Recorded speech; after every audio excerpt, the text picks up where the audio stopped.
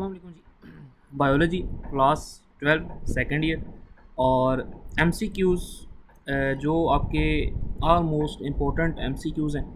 100 MCQs हैं ये तकरीबन, और ये आपकी कंप्लीट जो बुक है उसमें से बनाए गए हैं। अब ये जो फ़ाइल वगैरह है ये आपको पता ही है कि डिस्क्रिप्शन के अंदर व्हाट्सएप का लिंक होता है, वहाँ आप जाते हैं तो वहाँ से आपको ये फ़ाइल्स जो है वो ईज़िली अवेलेबल होती है, पहले से आप वहाँ से इसको ले सकते हैं। अच्छा, इस एमसीक्यूज़ में ऐसा नहीं है कि जस्ट जो है वो क्वेश्चन है और ऑप्शंस हैं, ठीक है, बल्कि इसमें ये 7 आप देखें जो लास्ट में है वो करेक्ट ऑप्शन भी गिवन है, ठीक है। यानी protection of the internal environment from the harms of the practitioner in the external environment is term as, ठीक है। तो जो करेक्ट आंसर है वो ऑप्शन सी नीचे जो है वो गिवन है, ठीक है।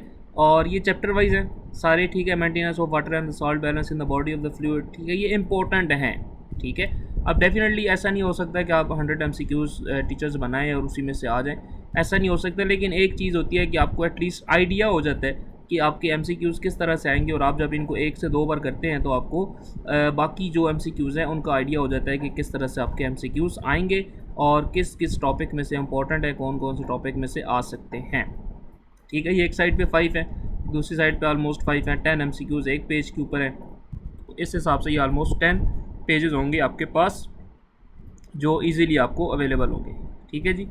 ये एमसीक्यूज़ हैं। अच्छा, ये देखें बीच में चैप्टर वाइज जो है वो चैप्टर भी मेंशन्ड है, ठीक है, जिस तरह ये मेंशन है साथ, ठीक है।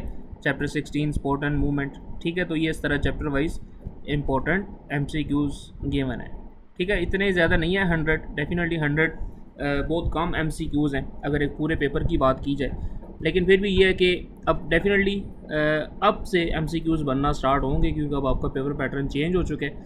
तो फिर आपको एमसीक्यूज़ नेक्स्ट टाइम से इंशाल्लाह सेकंड एनुअल से बहुत अच्छे एमसीक्यूज़ मिलना स्टार्ट हो जाएंगे बड़ी डिटेल के साथ। तो ये आप देख सकते हैं जी, चैप्टर 17 आ गया, कोऑर्डिनेशंस एंड कंट्रोल, ठीक है। फिर इसके एमसीक्यूज़ आ जाते हैं। तो इसी तरह ये सारे, और ये आपने नहीं भूलना कि लास्ट में जो है वो उसका करेक्ट आंसर जो होगा वो लास्ट में गिवन होगा, ठीक है जी। ये आगे चैप्टर 18 आ गया, रिप्रोडक्शन। तो ये हर चैप्टर वाइज थोड़े थोड़े एमसीक्यूज़ हैं, इतने ज़्यादा तो ये डेफिनेटली नहीं है। एक चैप्टर में से 5 से 6 एमसीक्यूज़ हैं शायद ये, ठीक है। चैप्टर 20 आ गया, क्रोमोसोम्स एंड डीएनए। लेकिन ये है कि इससे आपको आइडिया हो जाएगा, ठीक है, कि आपके एमसीक्यूज़ किस तरह के आते हैं, कैसे आते हैं। तो आप इनको एटलीस्ट 1 से 2 बार देख लें, बेशक ज़्यादा टाइम आप इसको ना दें, ठीक है।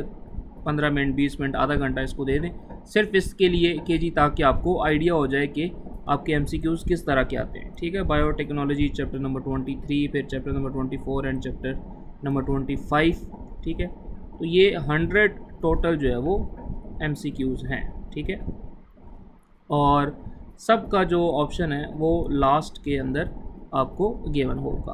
और ये जो फाइल है व्हाट्सएप चैनल पे ऊपर जाएंगे, डिस्क्रिप्शन में जाएंगे, वहाँ से व्हाट्सएप चैनल मिलेगा, उसके ऊपर आएंगे, फॉलो करेंगे तो आपको ये सारी चीज़ें ईज़िली अवेलेबल होंगी। चैनल के ऊपर नए लाइक करें, फॉलो करें, सब्सक्राइब करें। मिलते हैं अपनी अगली वीडियो के साथ, तब तक के लिए अल्लाह हाफ़िज़।